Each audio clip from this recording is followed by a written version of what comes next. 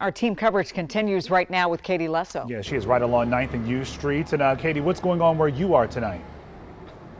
Yeah, well, we've seen MPD out here, we've seen federal officers out here, and there's a lot of people who are frustrated to see that extra presence out here. But just a short time ago, a few hours ago, and just a few blocks from here, we tagged along on a community safety walk where neighbors expressed their frustrations about everything that's been going on and their concerns about what the future holds and what this looks like, a federal takeover.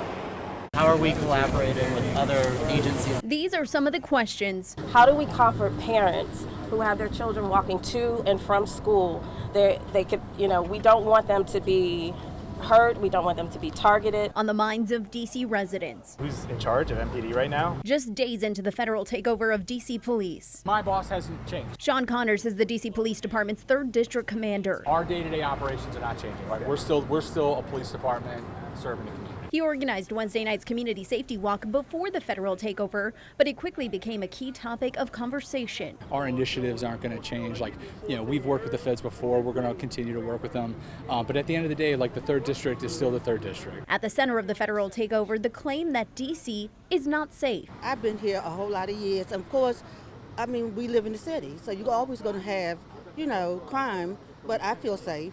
I don't feel uncomfortable. Some are worried about crime, but say this takeover is not the solution. Very invested in reducing crime, increasing public safety in our neighborhoods and in the city as a whole. And if we get it wrong, these are the people it affects. Ankit Jain is the shadow senator for D.C. He wants to take over MPD for 30 days, send in the National Guard, and then what, right? What happens after that? I didn't see a single thing that the president suggested that actually will reduce crime in D.C. over the long run. This is a wonderful city. It's a wonderful place to live and work. Sheena Berry is an advisory neighborhood commissioner in the district. I am for the city being better. I want everyone to feel safer, and but I just don't like the way it was rolled out and the language behind it. She says the city needs to learn from this moment and get to work on ways to prevent crime. We want to be a state, and if we want to be a state, we're going to have to do things differently, and this was a wake-up call for everyone in D.C. Council, for the mayor, for residents that live here. Everyone is having a come-to-Jesus moment.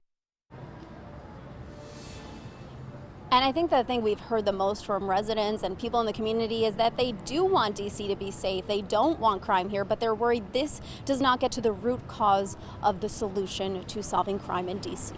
In Northwest, I'm Katie Lesso. Back to you. And until we get there, we'll still be dealing with what people are concerned about. That's right. All right, Katie, thank you.